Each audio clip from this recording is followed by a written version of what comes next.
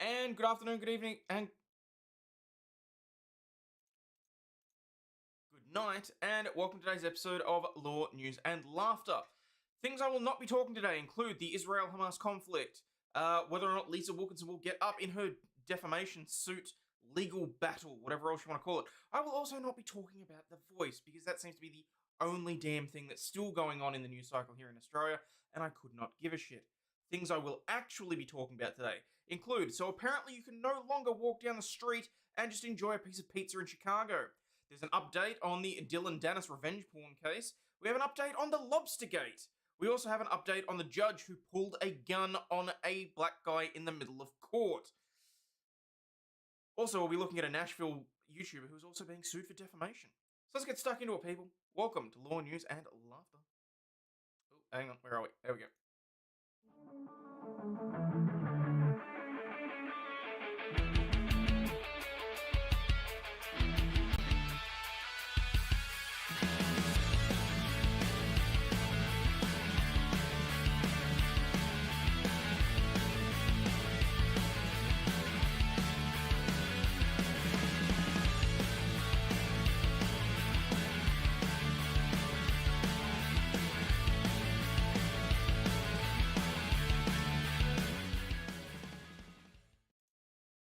Okay, so, oh, hang on.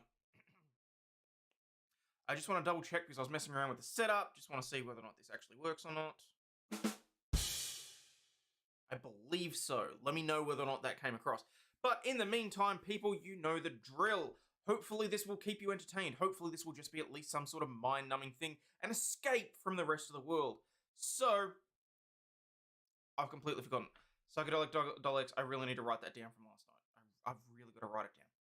But thank you very much for all the help there. Saying that it's coming through the wrong mic. No, it should be coming through NVIDIA Broadcast.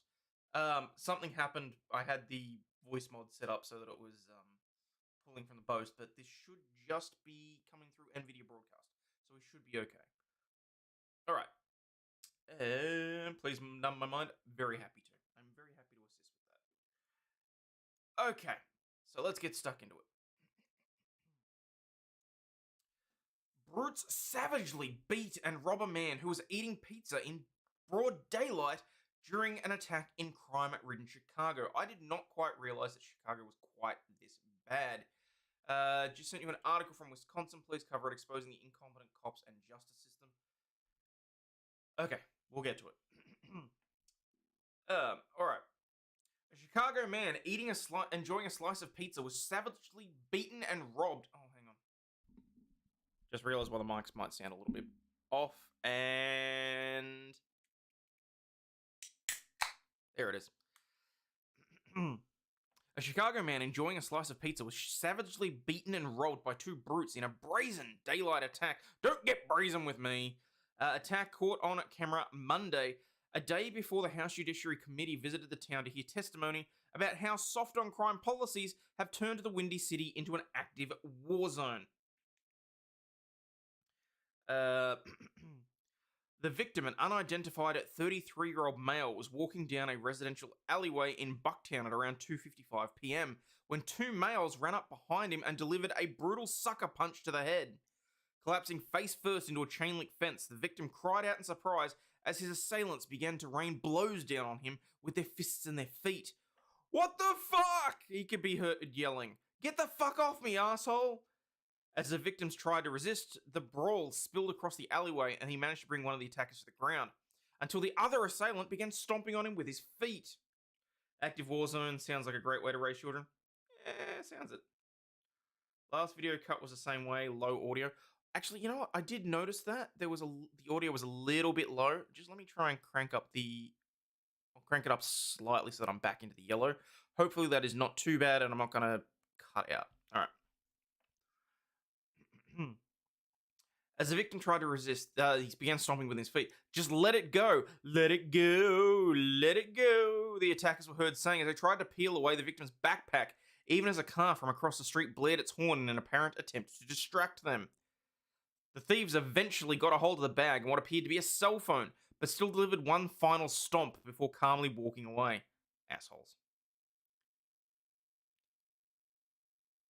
Okay, so what are we actually looking at here? So we got one guy back here, we got the other one here, and this is presumably the guy with his bag that got stomped on.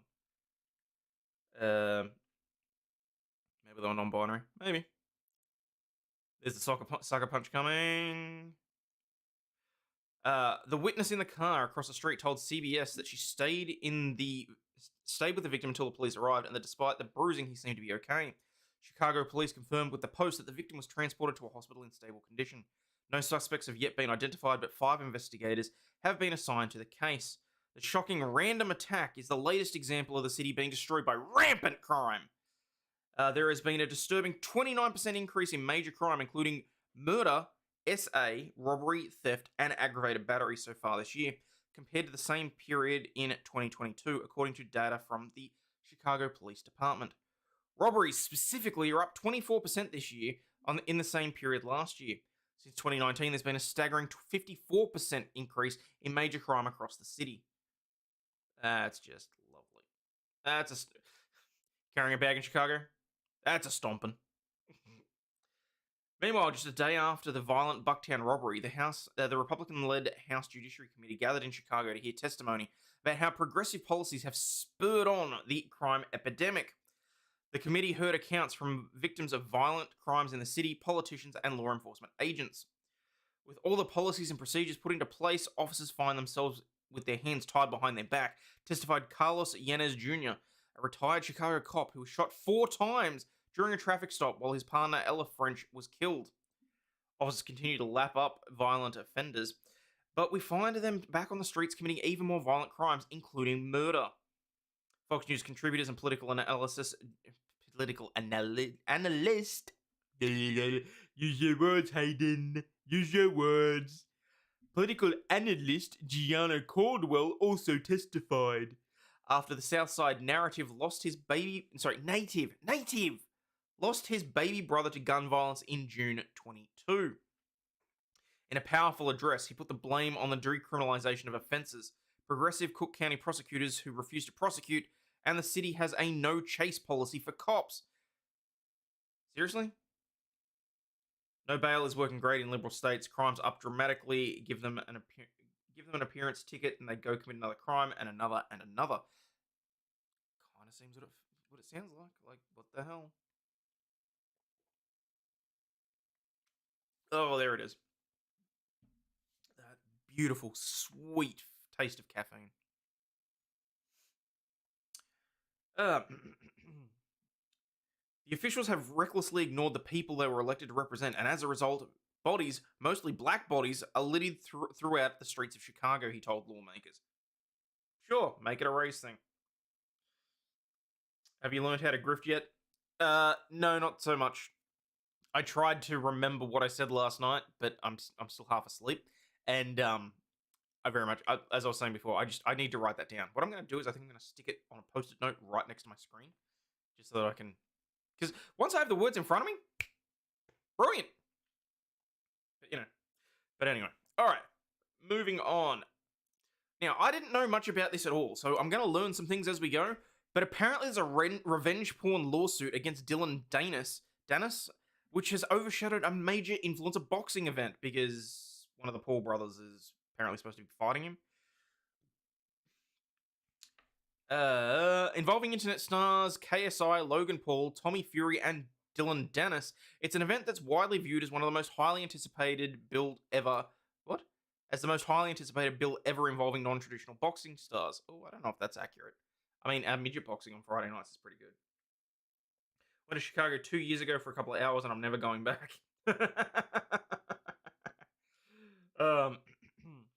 Each member of the quartet boasts a huge social media following and has used their personalities and profiles to market the event dubbed the Prime Card, after both KSI and Paul's eponymous named energy drink. Yeah, I've got some Prime in the fridge. It's festy. Just no. Do not park on the street in Los Angeles on cleaning day or you get a huge fine, but rob a store and you're out in 10 minutes. Huh. Logan beat his ass. Stage in Manchester, England on Saturday.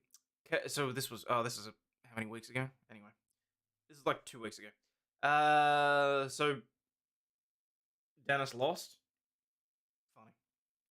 Stage in Manchester, England. At KSA will face Fury while Paul fights Dennis. And apparently, according to chat, because I have no idea, I didn't watch, Dennis got his ass handed to him. Boxing involving non-traditional fighters has come a long way since it began to gain traction as a form of entertainment. 3 out of 4 of the fighters on the card have made their names in other areas or sports, with only Fury learning the sport from a young age. From KSI beating Joe Weller in 2018 in London in the first official fight between two YouTubers to the behemoth that it has become, the fights are now professional, aired by global broadcasters, and have sucked in all manner of global stars, from Floyd Mayweather Jr. You know how stupid it is that I don't even feel comfortable saying the word Floyd at the moment? To Anderson Silva. But the build up to the fight had been overshadowed by a lawsuit filed by Paul's fiancée against Danis for a slew of images the 30-year-old has posted on social media. In the months leading up to the fight, Danis posted a number of images on his X, formerly known as Twitter, account, including photos of Paul's fiancée, Nina Agdal, some of which appear to have been digitally altered, often in an attempt to criticize the model's past relationships. In September, she filed a lawsuit against Danis for revenge porn, saying that his posts have caused the Danish model to suffer humiliation, emotional distress, and reputational harm. According to the lawsuit filed in the US District Court for the District of New Jersey, if that's the case, then why the hell was I not able to grab the documents? Hang on. I'm going to go to the source. Don't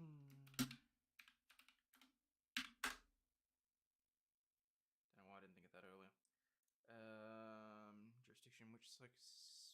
District of New Jersey. Helps if I spell his name right.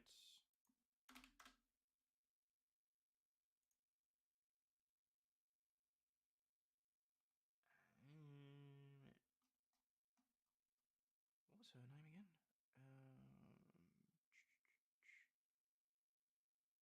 Dennis Agdal.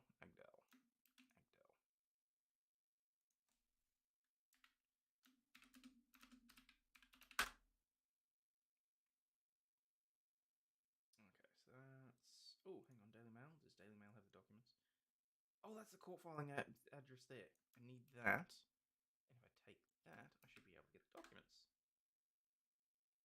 And... Do we have the documents? I'd like documents. I like being able to read. She's not even that pretty. What the hell? Logan Paul's literally just marrying a female version of himself. In my own personal opinion, Logan. Don't take it personally. She's just not my type. Okay, never mind. In September, she filed a lawsuit for revenge porn. According to the lawsuit, he engaged in a relentless, ongoing campaign of cyber harassment and bullying. Ozzy gives the best specific legal, medical, and general life advice relied upon by millions. Dude, not even slightly.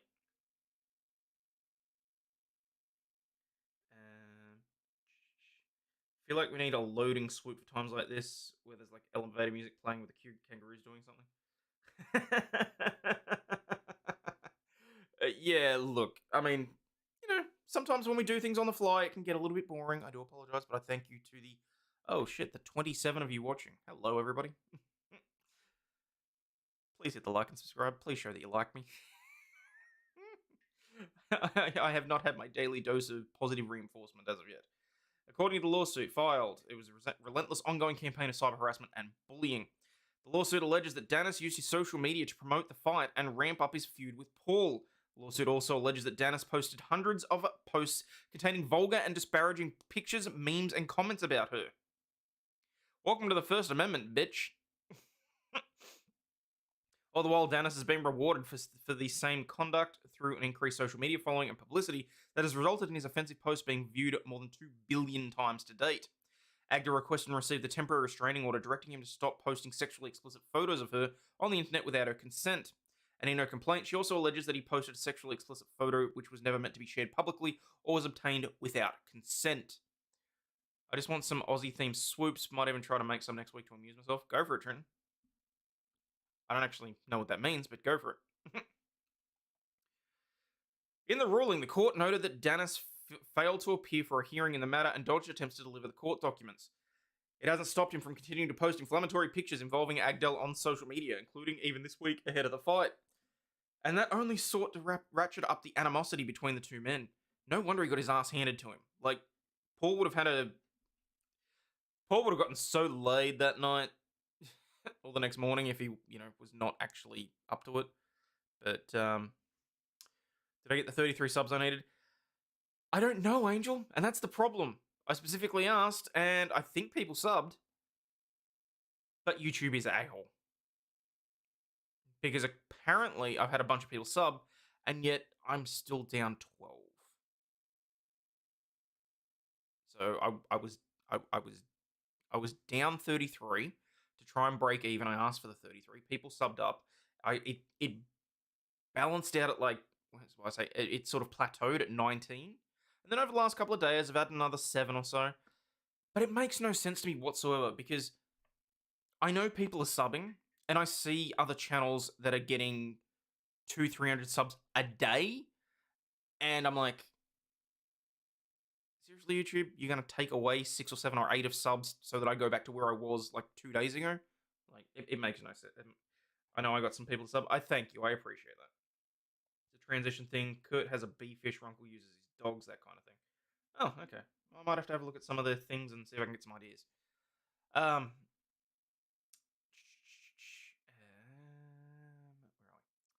In their face-off a month before the fight, Paul called Danis pathetic and vile for his barrage of tweets aimed at Agdal. When the former MMA fighter Brendan Schaub said that it upset him to see Danis being sued, it went against the first rule of Fight Club. Paul posted a passionate defense of his fiancée. You cuck. It bums me out that 3 weeks ago I DM'd you Nina's lawsuit details because of your ignorance, and your response was, "Oh Jesus, did not know that. Not cool," Paul wrote in a response to Schwab. I keep wanting to say Schwab, but I know that's the dipshit that runs the WEF. Then you come on here talking about Fight Club rules like you're the referee. This twisted promotion has gone far beyond the fight game, and you know that. Plus, I'm not the one suing him. He picked a fight with an innocent woman who was standing up for herself the only way she can by holding a predator legally accountable for breaking the law. I don't want to tell Logan Paul he might be engaging in a bit of defamation himself there. It's ABC News' fault they're getting all your views. It's Schwab like the sausages. Oh, it actually is Schwab. Okay.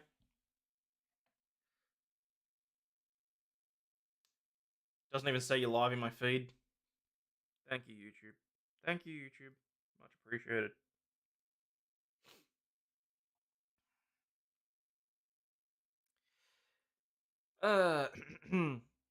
Any person who doesn't understand that is a delusional twat. Her lawsuit is her choice, and I fully support her. Misfits Boxing, the event's organizer, declined to comment on the lawsuit when asked by CNN. CNN also reached out to Danis for comment. Agdal's lawyers referred CNN to Paul's PR team, who was acting on her behalf. Okay. She's not publicly commented on the matter, but CNN understands her intent. She's intent on holding Danis accountable. I'm curious to see what these photos look like now. So at some point, I will. YouTube keeps bandwidth down by only giving you old pages, except after a couple of hours. Danis has referred to the lawsuit on his X account, and on October 7, he said he'd rather be a keyboard warrior than a lawsuit warrior. I didn't sign up for a sue-off. I signed up for a boxing match. Fuck this nonsense, he wrote in September. He wrote a few days later, Logan doesn't want me to fight, which is why he's resorting to the law. He can't handle the truth or accept that he exposed Nina for who she is. A real man would want to handle it in the ring. Using lawsuits to flex doesn't make you tough. It just shows how much of a pussy you are. Misfits Boxing told CNN that general sale of the tickets to the event sold out within an hour, with the whole night being sold out in the week. The organisation added that 80% of the tickets were sold for between £40 and £150, or $50 to $184, with the remaining tickets priced between £300 and £750, or $431 and $924, with VIP packages of around $2,500. Wow. See this Twitter sent you about AI lawyers? Yes, I did see that. I'm actually well aware because they promote using that as an actual thing for lawyers, and I have no idea why. It makes,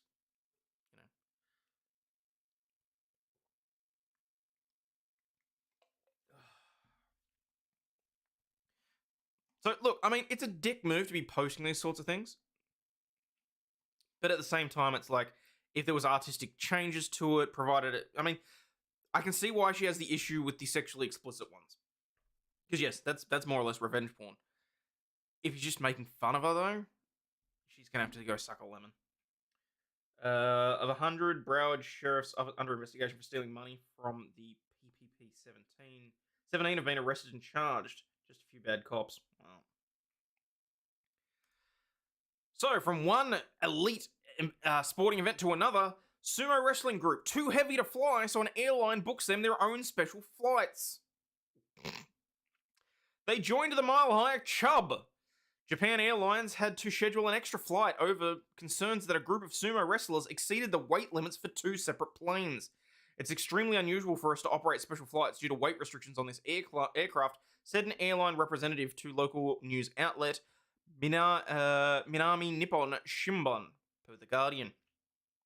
The nightmare at 30,000 The nightmare at 30,000 pounds occurred when the Titanic Tusslers were slated to fly from Tokyo and Osaka to attend a special national sports festival on Amami Oshima Island.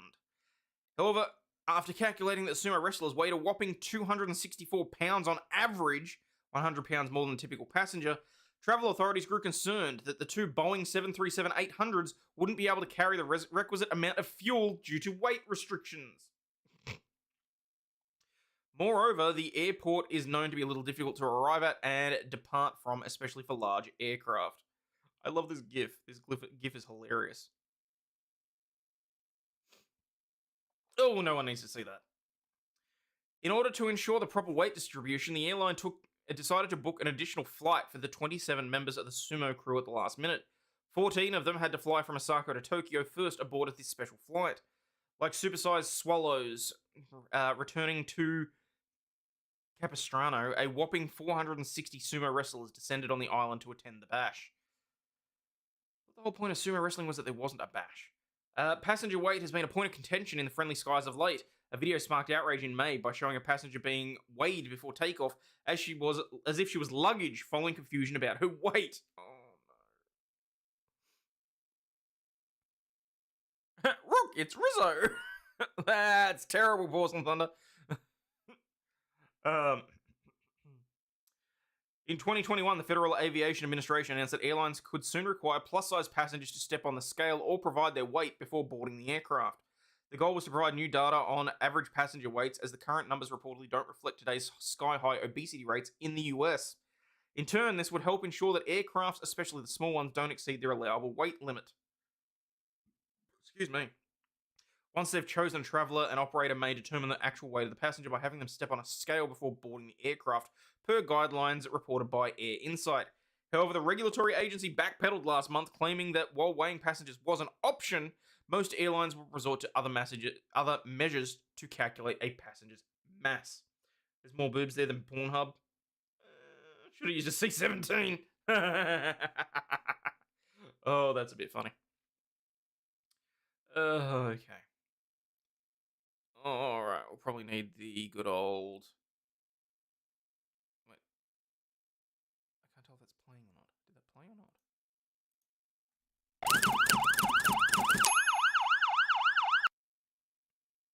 Oh! I have to push the button now. Okay. 70-year-old man who killed his pregnant wife, then hid in the Argentinian rainforest for 22 years, returns to civilization after the statute of limitations expires. Someone better tell him. A man convicted of the murder of his pregnant wife has re-emerged from a rainforest in Argentina after spending 22 years in it avoiding police detection. Ramon Angel Abrego, now 70, looks poised to avoid any further jail time after emerging from hiding. He escaped from prison months after being jailed for 20 years of shooting his wife, Eva Falcone, in the city of Rio Grande in Argentina's southernmost tip in January 2000. He spent the next 22 years evading police detection, hidden in the rainforest in northern Argentina. On the day of the attack, local news sources detailed that he attacked the woman who was 7 months pregnant, with a 9mm gun at their home. Wounded, she reportedly managed to escape and took refuge in a guard room in the Semep clinic, where he caught up with her, killing her with 4 more shots. In February the following year, it's understood that he escaped from a Margin Sur prison, hiding in a truck before heading for Chile. All these years, he remained hidden in the jungle in the Chaco Salteno, and managed to re-enter the Tierra del Fuego province without being detected by any authorities on Wednesday. They they said he appeared in court to request the prescription of a case, while his lawyer disclosed that he passed through two Argentine and Chilean border crossings furtively and without documents. The statute of limitations is 20 years, which is the time which he managed to remain a fugitive living in hiding. He served his sentence that way, De La Riva reportedly explained to the Fuegian media. But the process may not be that simple, nor should it be, because generally, if you do something to hide crimes, the statute of limitations doesn't start tolling until such time as they come to light. Whilst he may get away with the murder, I would say that there may be other things. The trigger alert made me grab my gun. Dwayne, have you never seen the trigger alert before? Hide and seek championship between this guy and the Japanese soldier who spent a decade on an island. Rub him in meat juice and send him back into the jungle. The precepts of international law treaties adopted by the country govern and could be applied to deny this person's freedom, they said. Despite having one of the highest rates of deforestation in the world, the Chaco Saltino is an important agricultural frontier with over 6 million hectares of forest. It hosts significant ethical and cultural diversity, including small-scale livestock farmers and indigenous peoples. So there you go. Yeah, generally, going on the lam for a significant period of time is not going to prevent you from getting arrested for murder, you know? So, but anyway. The federal court has slapped an obnoxious Sydney company with a $550,000 penalty. The Federal Court of Australia imposed a hefty $558,190 penalty in a case involving a Sydney-based company that was found intentionally and systematically underpaying its migrant employees. The employer, Winnett AU Trade Pty Ltd, operated a warehouse located in Regent's Park, from which it provided storage and distribution services for merchants that sold products on online retail platforms such as eBay. Song Cheng. I'm not going to cast any aspersions here whatsoever. Song Cheng was underpaying their employees. Song Cheng may or may not have been utilizing some forced labor. Hello, Song Cheng. Song Cheng was its general manager and sole director over that period, and Geody Lee was Winnett's payroll and human resources manager. Between 2014 and 2019, it was found that Winnett systematically underpaid at nearly 400 employees, with the majority coming from migrant backgrounds. The total underpayment amounted to over $3.6 million. According to records, the Fair Work Ombudsman initiated the investigation into Winnett following requests from assistance from several of its employees. He filed the case from the complaints of over 30 employees who were all working holiday visas, primarily from Taiwan and in their 20s.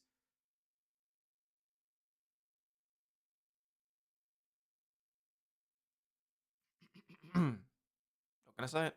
Not gonna say it. I'm not going to say how it sounds like someone from China was taking advantage of people from Taiwan. I'm not going to say it. The Fair Work Ombudsman said that these employees frequently worked long hours, often reaching 60 to 70-hour work weeks spanning 6 or 7 days. However, they were typically paid a flat hour rate of $24.41, which failed to include the penalty rates or overtime entitlements stipulated by their award. $24.41 is still not bad. I mean, that is more of a, like, you'd be expecting that for part-time or whatever, but, you mean West Taiwan taking advantage of Taiwan? Good point, Mads. Thank you for reminding me.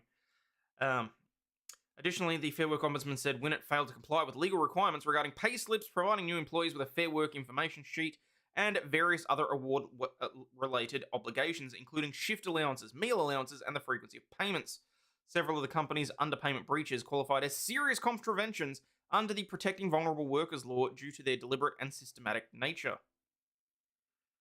The court described the employer's breaches as troubling. It also noted the employer's misconduct after it was informed of its violations.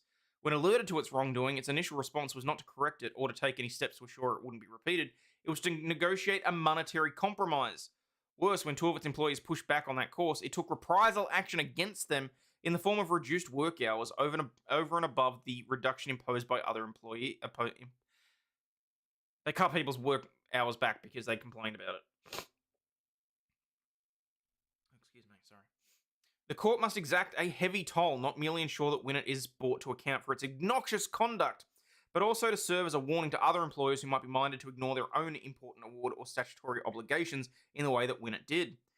Thus, in addition to the penalty imposed against the company, the court imposed a $8,000 penalty on the company's sole director and general manager during the time of the breaches. $8,000 for fucking people over to the tune of $3.6 million.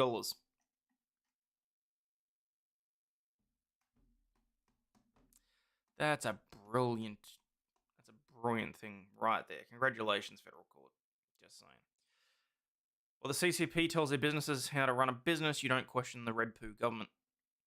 Oh god, I heard a joke the other day about some kids at school, and the teacher was really pissed off that they were using what is it? Some kids go into the first grade, and the teacher says, "Now you all have to use big kid words. You absolutely have to use it. No baby talk." So she says, "So what did you do on the weekend, Bruce?" "Oh, I went to my nana's."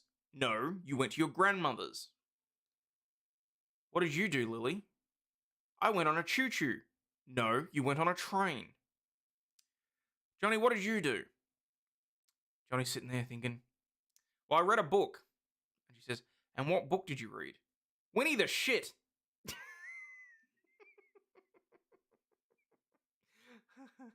All right, moving on.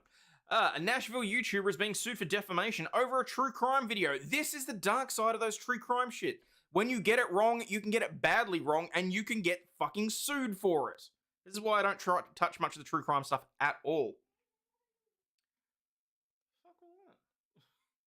On the night of Friday, August 6, 2022, 16-year-old Kylie Rodney vanished after attending a party at the campground near Tahoe National Forest in Northern Carolina.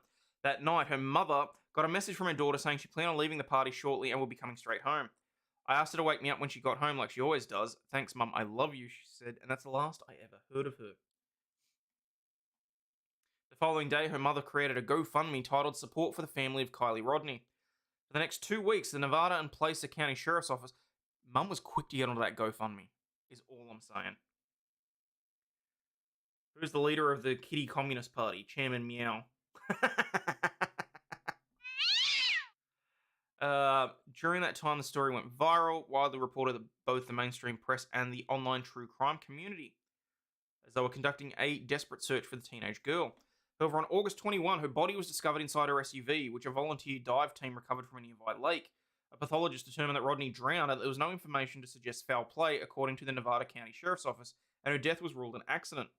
But according to Chris Smith, an attorney representing members of her family, her death was just the beginning of the family's pain, because true crime videos online began widely speculating as to what really happened. Picturing Hayden passing a joke book onto his kids. No, the joke book is right there, and is literally called the adult joke book. It was passed down to me from my father. I'm not passing that one on to Scarlett until she's old enough. Where are we? There's been a lot of negative attention thrown back their way, but they were thrust into the spotlight when Kylie disappeared. At a moment of intense grief, they had to deal with false accusations attacking them personally and their reputation. I'm not going to say it. I mean, I did say it looked pretty bad that she got onto that GoFundMe pretty damn quick. Zera says popular Nashville YouTuber Ryan Upchurch was a prominent figure in this speculation, and when he posted a video titled Zero Proof of Kylie Rodney's situation being real, and suggested that the Rodney case was a scam to raise money on GoFundMe, Rodney's father, Daniel, and her grandfather, David Robertson, hired Smith to sue Upchurch for defamation. The federal suit was filed against Upchurch on July 28th in the Nashville division of the Middle District of Tennessee, and claims that the father and grandfather suffered damage to their reputation, financial loss, and emotional distress. That's got to be a typo. According to the suit, Upchurch says in the video, everyone telling me I should be ashamed of myself. How dare you? That this is faked. Show me that it's real. Show me proof of Kylie Rodney. Wow. Okay. This guy, yeah, I can see how this guy got himself sued. The suit claims that Upchurch goes on to say, do you realize that you can be a millionaire on GoFundMe by catfishing people with internet deaths? You could do it as fast as blank. Look at the Kylie Rodney GoFundMe. They made $63,000 in the past 7 days. Upchurch went on, according to the suit, to say that the video, show me real proof of Kylie Rodney existing. Show me anything that indicates that this is real. You can't because it's a scam. They felt powerless and victimized. There was nothing they could do to stop these videos, said Smith. These videos were going viral, getting hundreds of thousands of views on a platform that has 3 million followers. So we allege the videos that he was uploading were defamatory. They may well have been. I mean, it'll be interesting to see. I mean, I personally would be claiming opinion. I personally would be claiming...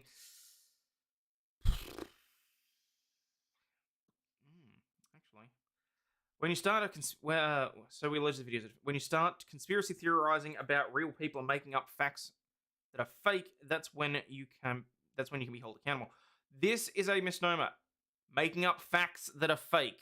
Well, if it's not true, it's not a fact. It's an allegation. It's a detail. It's not a fact. Haha, I remember this fuckwit. Oh, excellent. Well, there you go. Upchurch isn't the only person sued for posting controversial videos about real crimes. Earlier this year, the TikTok psychic Ashley Gillard was sued for claiming a University of Idaho professor ordered the killing of the 4 students. InfoWars Alex Jones got hit with multiple suits for saying that Sandy Hook. Oh, actually, you know, I'm not sure if I'm even supposed to read that one out. Vanderbilt Law School professor Jennifer Sofstrom says social media companies like YouTube, where videos containing defamatory speech are posted, are not subject to getting sued. Why would they? They're a platform. They are protected. It's like 230, isn't it? Section 230 from memory. So, just hosting the platform is not enough to be typically held liable. This is because they are not the messenger, they are not endorsing speech, they're just a conduit. Exactly. If it were not that case, you could sue the telephone company for someone saying something defamatory against you down the telephone line.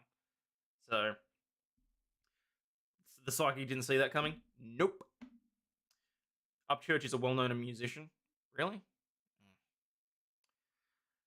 She says that the types of defamation cases can also be difficult to win because the person bringing the case must essentially prove the person in the video knew or should have known that what they were saying about the people involved in the crime were false. Someone's opinion is absolutely a defense, and that is often the defense someone is going to bring in these kinds of cases, and one of the issues the court will have to decide. This is true. Upchurch has not filed an answer to the suit at this point, but has retained an attorney, Cynthia Sherwood, who was contacted for comment. In a statement, Sherwood said that they would not be commenting on the case at this time, but that Upchurch felt confident in his defense and looked forward to presenting the defense in court. Admittedly, this is the problem. As I said, it's opinion. It's speech. He can say whatever the fuck he wants. So, but all you can really do is make him look like a dick. He keeps saying in there, oh, show me she's real. You shouldn't have to, but feel free to show a redacted copy of her birth certificate. And the death certificate, for that matter. And just tell them to shut the fuck up. Like, don't get me wrong, you shouldn't have to defend yourself when your daughter has died and there is police reports about someone passing away and that sort of thing. Like, I think it's absolutely feral. I don't believe that he should have been doing this in the first place. So, troubleshooters. A hacker has been suspected of playing sexually explicit videos during court proceedings. That's right, it wasn't Your Honor watching Pornhub. The Jefferson County Sheriff's Office investigating after a sexually explicit video played during several virtual court hearings. The incident happened on Wednesday afternoon, causing a disruption to the inappropriate conduct. Due to inappropriate conduct, the district court judge Jessica Moore told it Wave News. The Sheriff's Office said the video did not show the identity of the man. They are currently looking into how the virtual system was hacked and by whom. Did not show the identity of the man. So was it a guy jerking off? Ew. Moore added that they contacted law enforcement to identify the person responsible. The bottom line is that any time anyone does something to disrupt proceedings or disrespect the legal process, they should expect to be held accountable. The virtual system was relied on heavily during the bug, and its use has continued in some circumstances. Occasionally, brazen stupidity is a small price to pay for ensuring the public has easy and open access to the courts. The Sheriff's Office isn't leading an investigation. I just thought that was funny. Italian Tifa rides again. I'm curious as to exactly, like, don't get me wrong, I believe that everything should be done electronically because then everyone has access to it. But this is a massive fucking no. So, where are we? All right. The food influencers who were suing over a lobster meal revealed their frightening online threats. Yes, so these chicks basically they went out. From memory, I don't believe that they were able to pay for the meal that they went and bought. They were expecting to trade on their celebrity as influencers. Why can I not do that? Oh, I can. Okay, I can actually do it in sync. They were expecting to trade on their influencer status. Apparently, I can't do it unless I'm looking at it. Influencer status, to get a free meal, and it went badly for them. The influencers who are accused of faking gastro to getting out of paying for a lobster meal have received backlash. A family of food influencers is suing a Chinese restaurant in Cabramatta over a social media post accusing them of not paying for a $364 lobster meal.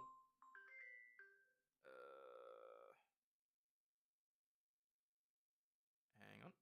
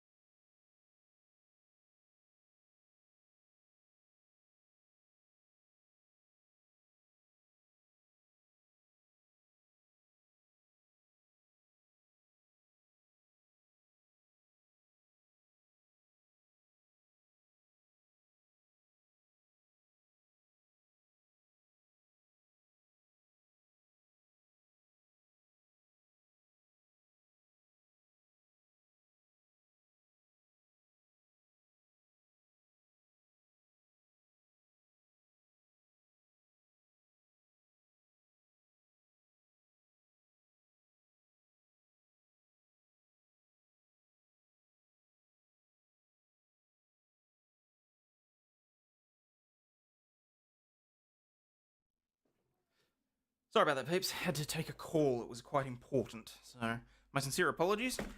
Okay, where are we? Family of food influencers suing the Chinese restaurant. The defamation case against Western Sydney seafood restaurant Silver Pearl remains before the federal court. Hang on, have I got audio? I have audio. Remains before the federal court almost 3 years after the fateful meal took place on Christmas Day in 2020. Jennifer Doe and her daughters Belinda and Julie Nguyen claim that they face serious consequences after the restaurant shared a post on its Instagram with a photo of the family captioned, "Beware fraudulent diners." The women claimed that they were forced to delete their social media account, which had amassed 76,000 followers, after receiving threats from online trolls who were not involved in the case. Speaking with Kiss FM radio hosts Kyle and Jackie on Wednesday morning, Belinda said that there were so many threats going on, and at the time I was really depressed. She said that they had reported the threats to the police, that someone threatened to expose their home address online. No doxing. No doxing. Bad. Police had to intervene because of the ongoing threats. They wanted to release our home address as well. I sued a Chinese buffet. They didn't have all I could eat. More to the point, were you hungry 2 hours later? They said that they're still traumatized by the onslaught of messages that they received from people not involved in the case, with strangers sending direct messages calling them scammers and sex workers. The family ordered a bottle of red wine and one live lobster as they sat down to dinner at the Silver Pearl restaurant in Cabramatta on Christmas Day 2020. They claimed that when the dish arrived at the table, one member of the party said it smelt funny and questioned whether it had been frozen rather than fresh lobster that they had ordered. When the $364 bill was delivered, they allegedly told the restaurant they had developed food poisoning symptoms and refused to pay. I don't know about you, but generally, when I get sick on the stomach, it doesn't come on that fast. That might just be because I have this iron constitution so that when I eat during the day, it doesn't hit me until 4 a.m. the next morning. But however, the restaurant claimed the family had shared photos of themselves eating a second lobster at a different restaurant later that day. Outraged by the revelation, the restaurant shared images of the family to their social media with the caption, "Beware fraudulent diners," followed by details of the second lobster dinner. How could anyone eat more of what made them feel sick, let alone another meal? The Silver Pearl staff member wrote to Facebook. 3 years later, the sisters and the mother are pursuing the restaurant for damages in court. They claim that contrary to the restaurant's allegations, they never finished eating the lobster meal, and they paid for the bottle of wine that was drunk. How often do I get sick after I eat? It's reasonably infrequently. I feel like I'm getting old, though. One thing I've noticed is I've got to start cutting back on the caffeine, apparently. Or at least, drinking more water. Most times it's not the food, it's the ice from the drinks. All right,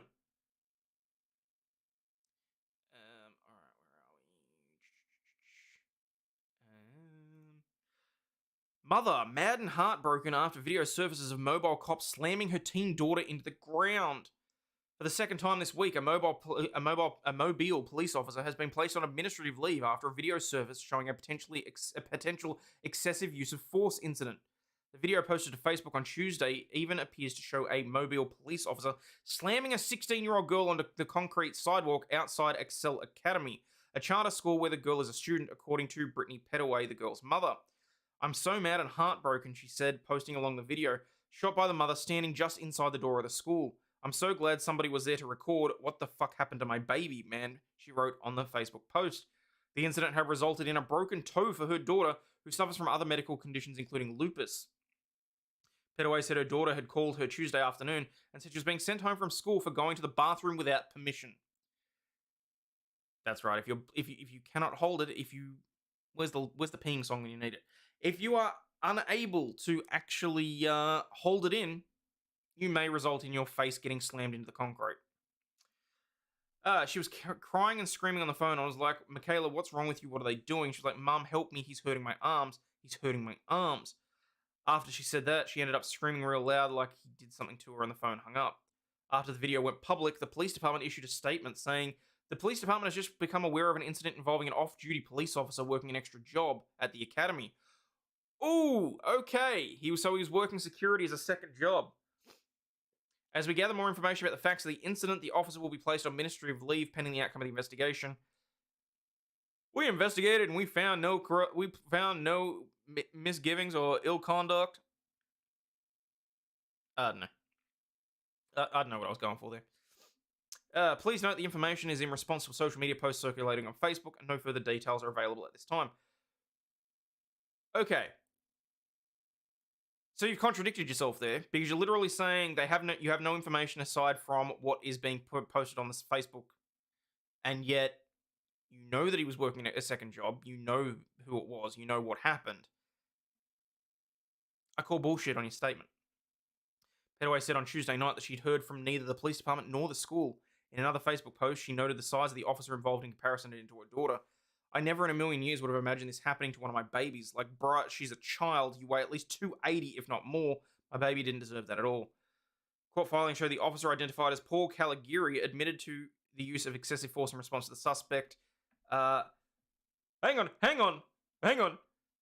The incident involving the student surfaced just one day after another officer was placed on administrative leave after the video was posted to social media showing the officer repeatedly punching a man in the head during an arrest. Court files showing that officer, identified as Paul Caligari, needed to clarify that, admitted to the excessive use of force in response to the suspect grabbing the officer's testicles.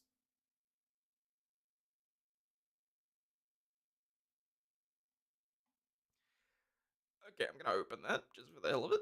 But where's this video?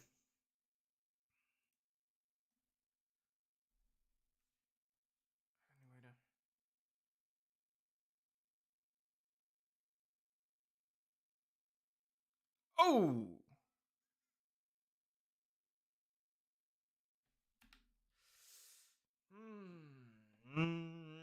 Yeah, I'd know about that. I mean, you're right. She could have been acting like a rat before that. I don't know. We don't know the details of it. We don't know the surrounding circumstances. I still don't think it's appropriate to throw a 16-year-old around like that necessarily, especially if she's, you know. But anyway, so where's this one? Officer placed on leave because the video shows him beating a handcuffed man during arrest. Oh, I might get yeeted for that. Hang on, let me pull this one away for a second, and I'll just watch this video very quickly.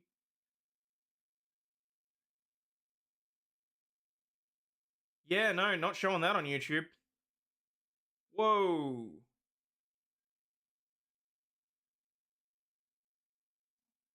Um. Yeah, no, not showing that. It's sexual assault against the officer. That too, I'm conflicted. Yeah. Well, that one's a little bit weird. Okay, moving on. White judge acts from the bench for bias after aiming loaded gun at black man in court. This is an update to the story that we had a couple of weeks ago. This is the judge that pulled the gun in the middle of court and then went on to brag about it to other judges during a conference. Because, you know, why not? I gotta stop saying that too. Why not? A New York jurist who reportedly bragged openly about pulling a loaded gun on a black man in his courtroom almost a decade ago was booted from the bench. Was it a decade ago? What? I thought this was recent. New York State Court of Appeals, which is the state's highest court, ruled on Thursday to uphold a recommendation from last year by the state's commissioner on judicial conduct to rid Robert Putori from his position as Whitehall Village Town Judge. We've never had a situation other than this case where a judge, with or without justification, pointed a gun at a litigant in a courthouse, said the commission's administrator. It's a very singular act of misconduct. Tembekjian further touted the record of the lion's share of those rulings from the bench in the Empire State, telling the outlet that in the past 10 years, out of the 3,400 judges, Putori was the 10th to have been forced out. He's a judge. We're supposed to look at him as a judge, said Judge Shirley Troutman. Troutman? Okay. Shortly after condemning the judge's actions, we have to conduct ourselves in a certain manner. Yes, you do.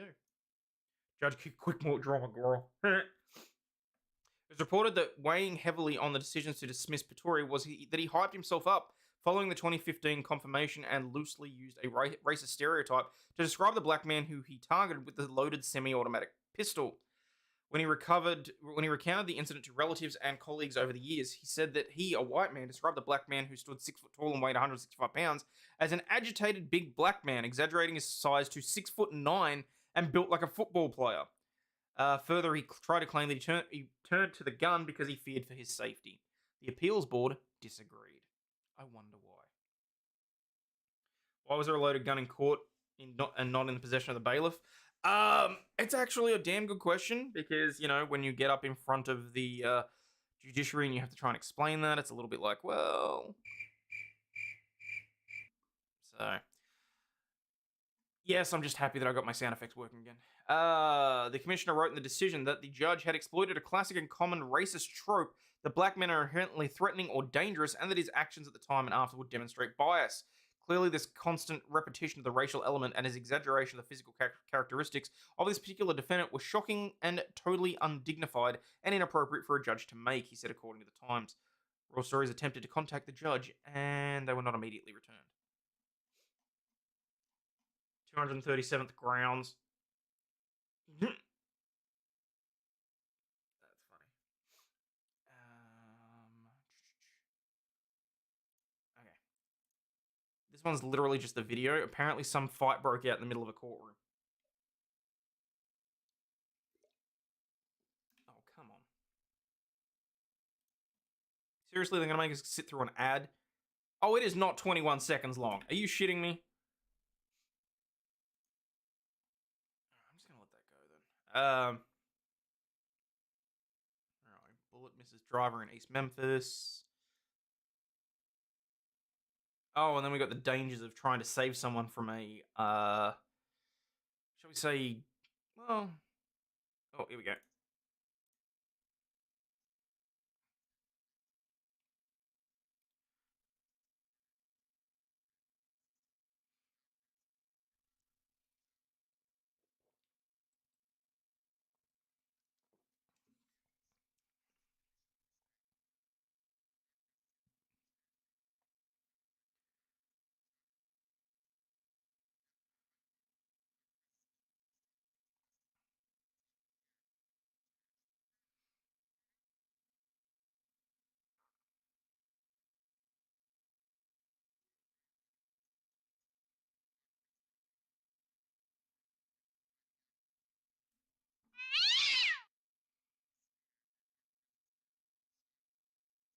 Jesus.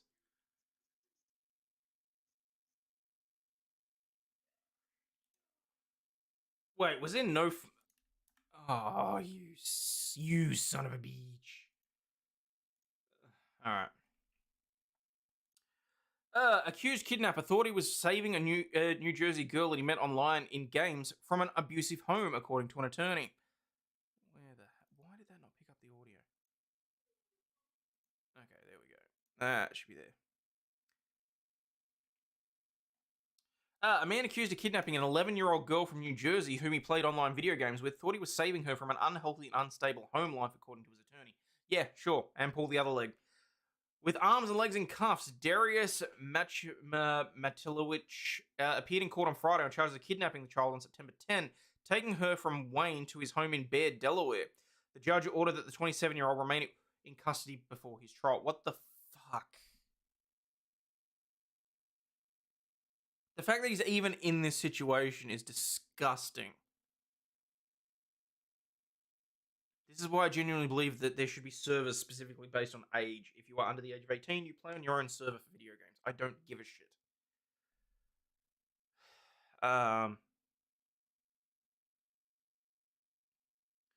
He showed no emotion in the courtroom as his defense attorney, Gilligan Elko, made the case that the victim had asked for help escaping what she said was an abusive home. The alleged victim never reports being afraid. She'd provided my client's cell phone number the entire time. When she was hungry, my client got her food at Dunkin' Donuts. The Passaic County Prosecutor's Office said the behavior was escalating. He met the girl virtually while playing the game Dead by Daylight, in which one player takes on the role of a killer and the other plays survivors. What the fuck is an 11-year-old doing playing Dead by Daylight anyway? Like, Jesus Christ. Apparently, he let her character live during one of the games, which kicked off their communication. The two continue to chat on multiple social media channels and online gaming platforms, including Roblox, which allows players to create and build games created by other users.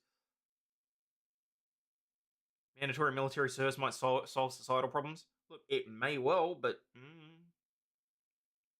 sometimes I think Twitch streams run by kids should be locked by age. I'm inclined to agree with you on that. Slappy.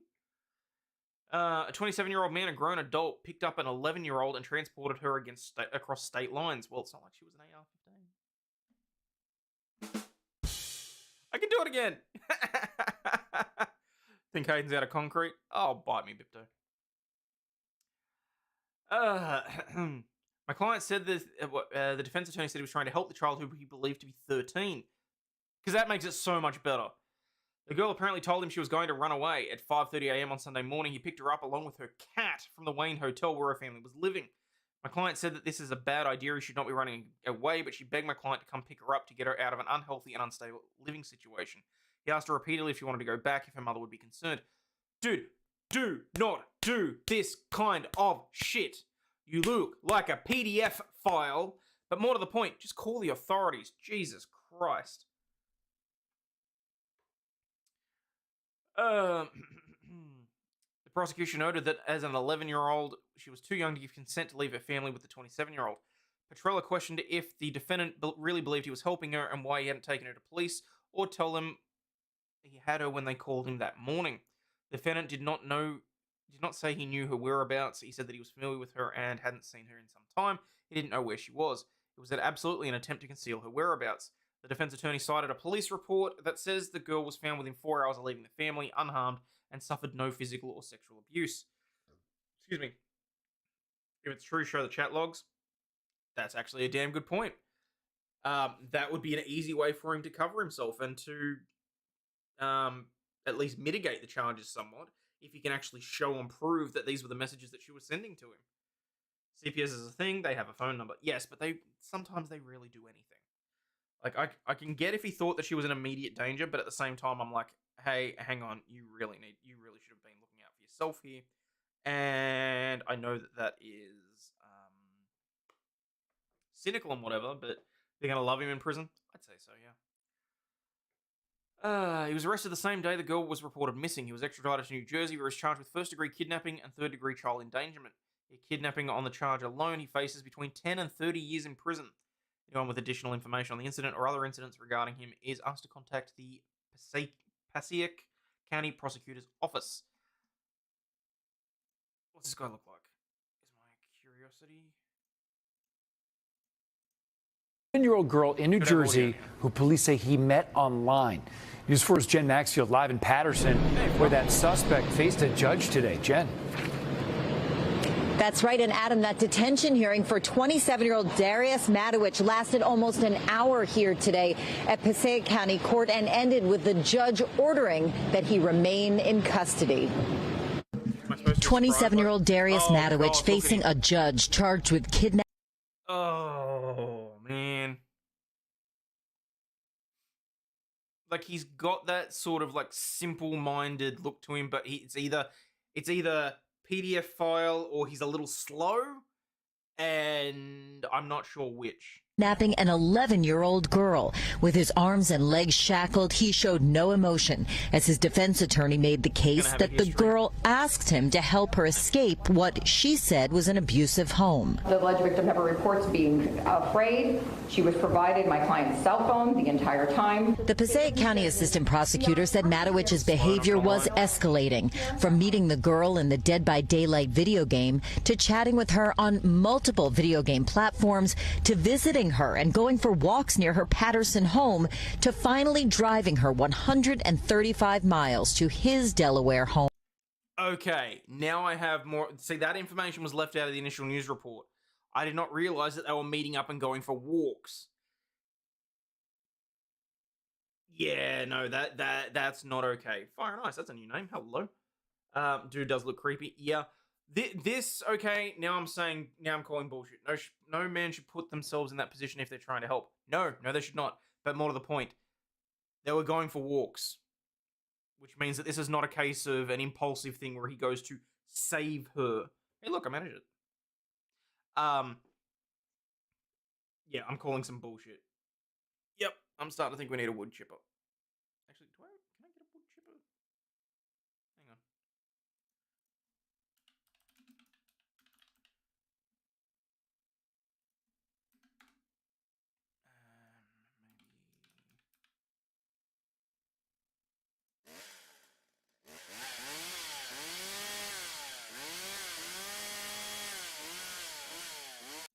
See, that'd work, but it's way too long. All right. Home on September 10th. 27-year-old man, a grown adult man, picked up an 11-year-old and transported her across state lines. Matowich's defense attorney says he was trying to help the child, whom he believed to be 13. The girl apparently told him that she was going to run away. At 5:30 a.m. on a Sunday morning, he picked her up along with her cat from the Wayne Hotel where her family was living. I will admit it does sound like she's properly running away, given that she's taking the cat with her and she managed to, like, bundle it into a box or whatever.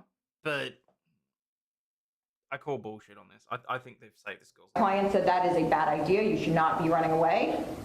He asked her repeatedly if she wanted to go back, asked her if her mother would be concerned.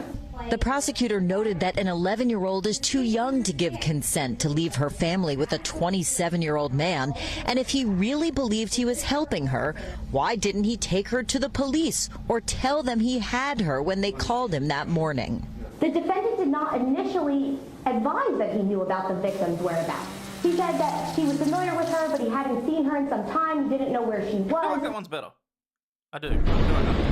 The defense attorney cited a police report that said that the 11-year-old was found within 4 hours of leaving her family unharmed, and she showed no signs of physical or sexual abuse.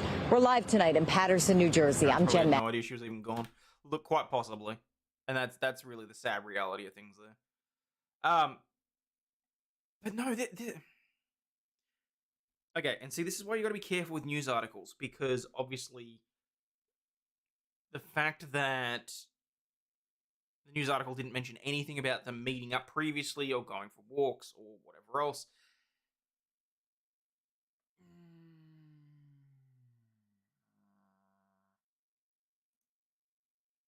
Yeah, no, I don't think so. Oh, is that what that is?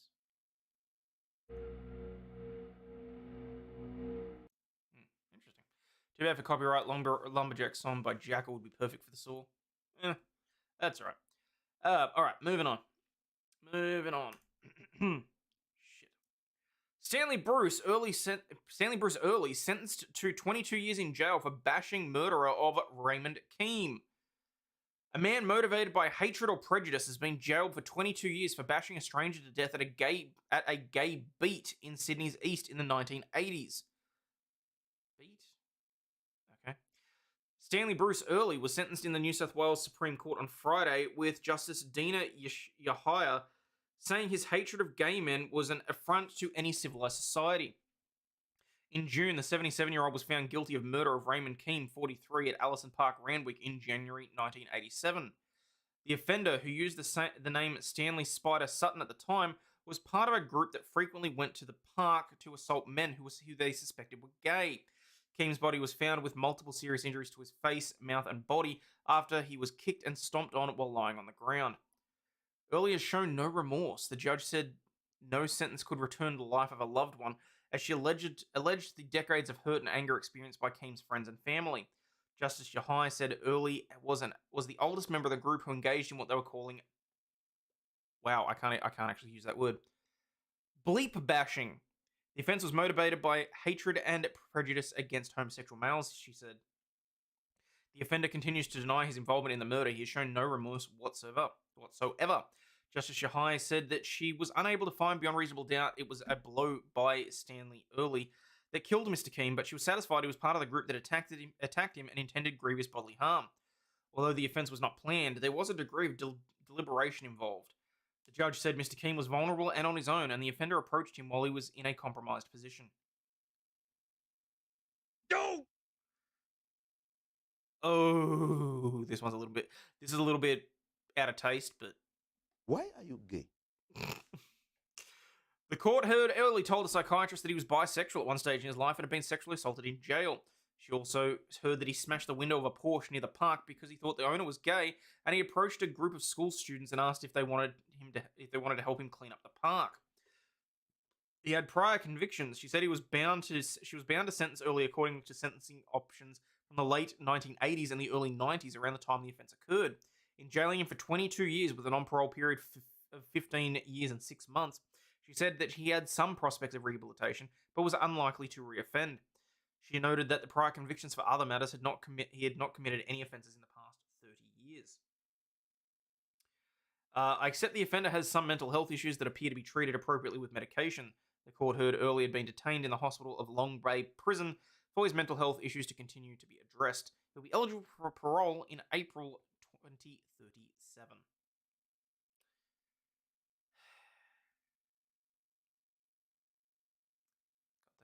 Got that. Okay. Anyway, from one set of wood chippers to another.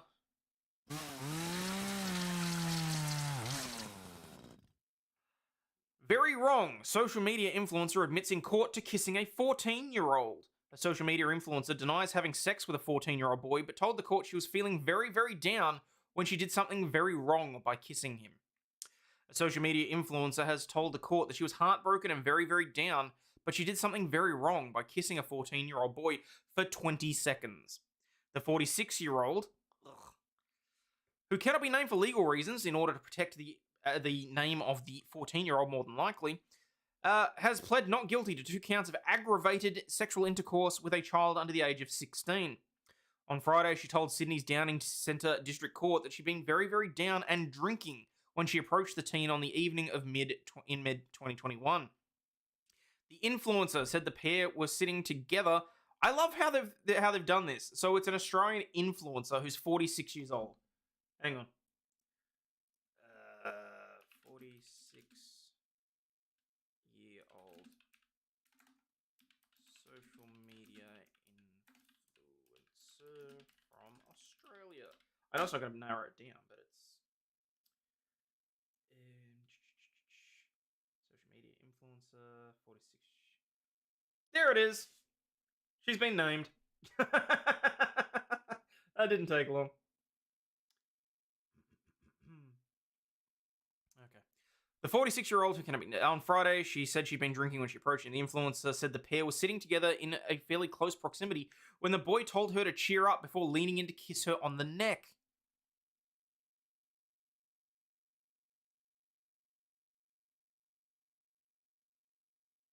We started kissing on the lips, she said. He stopped and said very quietly, I love you, and then I felt his erection on my leg. The Crown prosecutor, Emma Blizzard, alleged the 46-year-old then took off the teen's clothes and engaged in oral and penetrative sex with him. However, the influencer denies to the jury that it went further than a short kiss, which lasted no more than 20 seconds. It felt so awkward and wrong that I was out of there, she said. I got up, I stopped, and I walked away.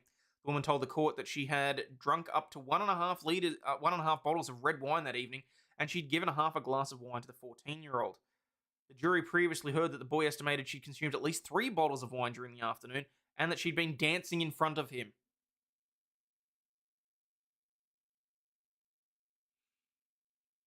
Hmm.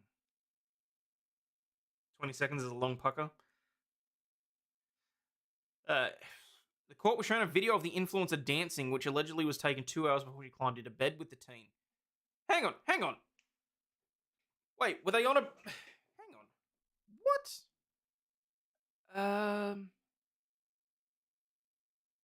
They were sitting fairly close when she said cheer up and kissed her on the neck. So they're alleging... Hang on.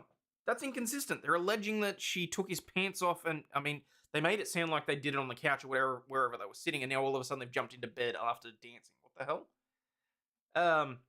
In the video, she can be seen rubbing her hands on her body, lifting her black top to reveal her stomach. She pouts at the camera while swaying her hips from side to side to the music. The court previously heard the 14-year-old describe the dance as weirdly sexual. When he approached the influencer about the alleged sexual assault 4 days later, she told the jury she was apprehensive and afraid of the consequences of being overheard. I knew I did something very wrong, she said about the kiss. When prompted by the teen, she denied that they had kissed and then conceded to the court on Friday that she remembered the interaction. When asked in court if alcohol had affected her memory the night, she said, I remember everything just about. What on earth were you thinking when you kissed him? Her lawyer, Philip Bolton Assis, asked. I don't know, she responded. She didn't interact with the teen again until mid-22 when he called her out of the blue to discuss the night of the kiss. That sounds like a sting. When the kid contacts her out of the blue to talk about it, that phone's been tapped. In my own personal opinion. Unbeknownst to the influencer, the call was being lawfully recorded by the police.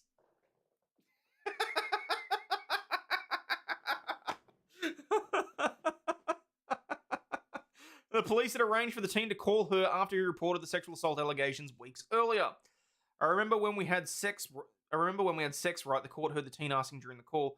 Well, not really, I don't remember it, she replied. The influencer clarified she absolutely remembered I did not have sex with a minor because kissing isn't sex. She admitted she had not been truthful and said she was pacifying and neutralizing the teen during the phone call out of fear he would go to the authorities with a very serious false allegation. Her lawyer told the jury that the prosecution must prove the sexual assault took place and the woman does not have to prove her innocence. She will continue to give evidence before Judge Sarah Hopkins on Monday.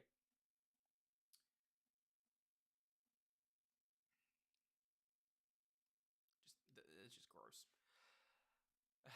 Now, this one's a little close to home because this one does remind me of the Anderson trial because someone else has been found guilty of murder without a body. No body, no crime. Fulton man convicted of murder after having a box the size of a victim. A team of Fulton County prosecutors say getting a murder conviction despite a body never being found was an obstacle, but not one that they couldn't overcome. The Channel 2 investigator spoke with the prosecutors who say that even though there was no body, there was enough circumstantial evidence to prove that Anthony Bernard Stokes killed his girlfriend, Shauna Macklin, in 2020. What's important is that he went in, the bed of his truck was empty, and when he came out, the bed of his truck was full with a box the same size as her body. He had threatened her in the past, and he would kill her and no one will find the body, and that is what he did, said Deputy District Attorney Asia Baser. Macklin's body has never been found, but prosecutors say the body of evidence was compelling despite that. They said that he was on parole after more than 27 years in prison for the 1992 murder of his roommate. Miss Macklin's daughter called into the police and told the police not that her mother was missing, but that her mother was dead because she was privy to prior difficulties and the statements that the defendant would kill her and no one would find her body. That's irrelevant. A, it's hearsay, but B, what the fuck? The team says Stokes recorded an argument with Macklin in the bathroom the day she was last seen that would be key evidence against him. Prosecutors say the only place in the apartment where police found large amounts of blood was in the bathroom. Surveillance video from the apartment complex where they live and... What?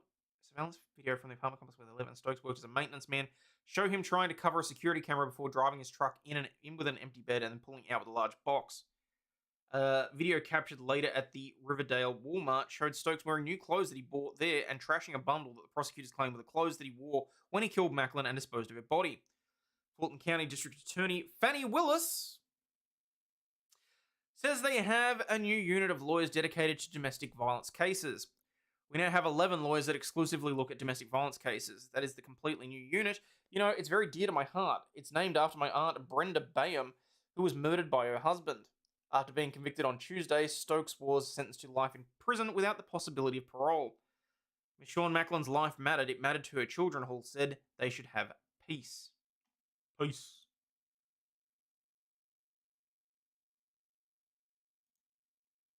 Jail wants that jail shut down. The Department of Justice is investigating the jail after 10 deaths this year. This Channel 2 Action News exclusive. A team of prosecutors from the Fulton County DA's office is taking us through how they got a murder conviction against a parolee late Tuesday, even though the victim's body's never been found. Channel 2 investigative reporter now with us live inside the district attorney's office. I want to see this video of the box. Mark, with this, Mark, you've learned that this same man was convicted of murder in 1992. Yeah, and one of the prosecutors on the case from the Fulton County DA's office says not having a body in his murder case was a huge obstacle, but the prosecution and Atlanta police overcame that by putting together a puzzle of circumstantial evidence from... This guy reminds me of, I'm trying to think what the movie's from, but there's an old guy driving a car. Oh no, it's the old guy that keeps killing people in the Supernatural episode where it time loops. It's the old guy with the keys. I don't know, something's just not adding up here. From which emerged a vivid picture of guilt. And what's important is that when he... Okay, is it, presumably this is driving in with the... Well, I mean, there's not an empty flatbed there. There's a... Went in, the bed of his truck was empty, and when he came out... Is that really all they've got? Are you serious?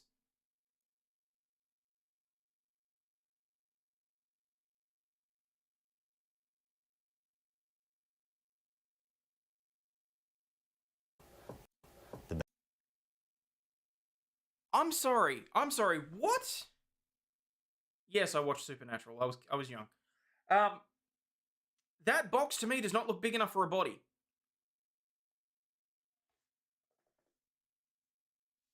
The bed of his truck was full with a box the size of Miss Macklin. You believe that box contained the remains of Sean Macklin? I do. He has threatened her in the past that he would kill her and no one would find her body.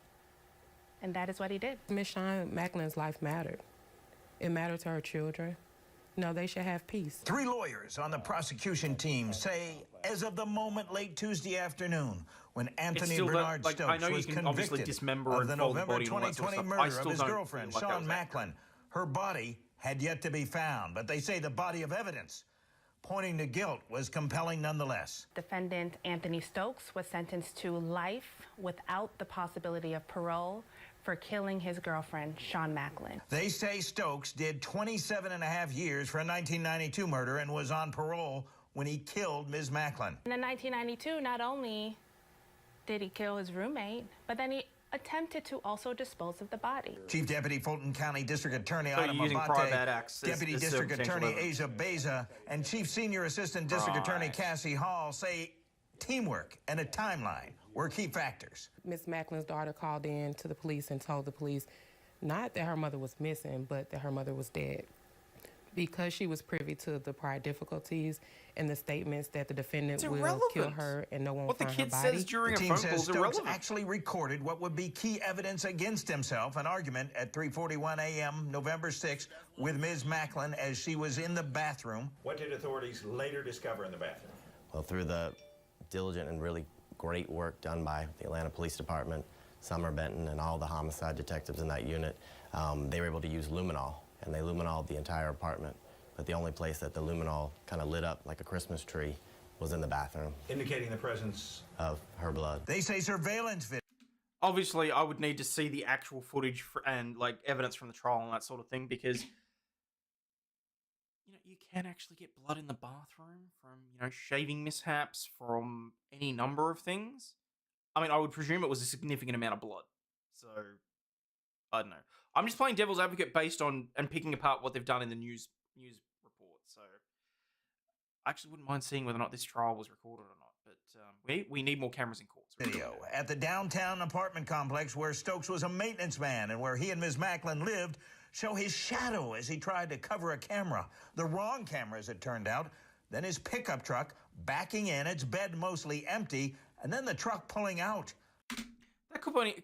no, I'm sorry. That could have been anybody's fucking shadow. I mean... A cardboard box now in the back. You believe she left in a box? I believe she left in a box. Later video at a Riverdale Walmart, the team says, showed Stokes wearing new clothes he bought there and trashing a bundle alleged at trial to be the clothes he wore when he killed and disposed of Ms. Macklin. We now have 11 lawyers that exclusively look at domestic violence cases. That is a completely new unit.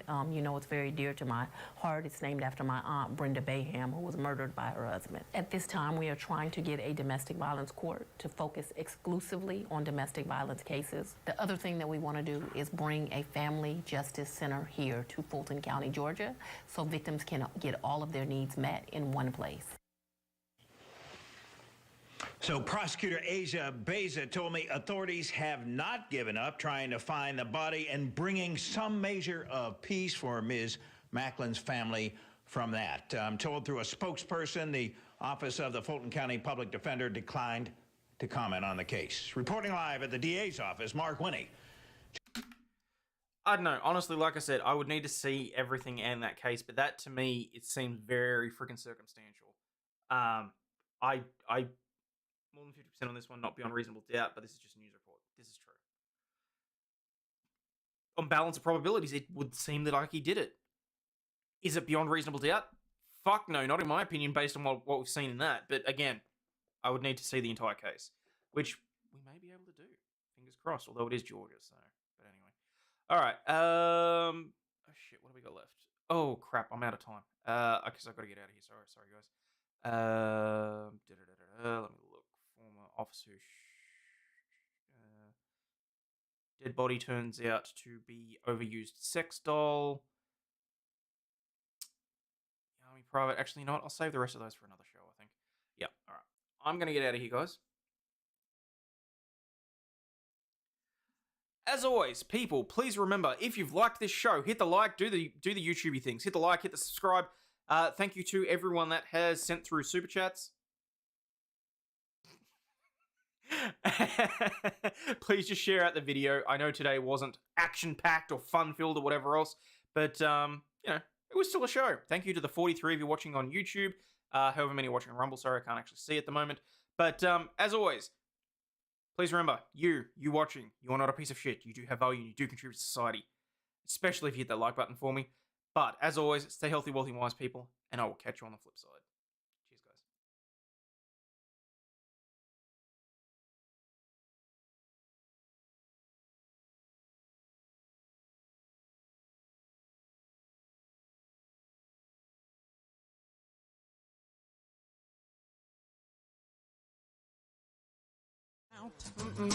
Fuck this shit, I'm out. No thanks. Don't mind me. I'ma just grab my stuff and leave. Excuse me, please. Fuck this shit, I'm out. Nope. Fuck this shit, I'm out. Alright then. I don't know what the fuck just happened, but I don't really care. I'ma get the fuck up out of here. Fuck this shit, I'm out.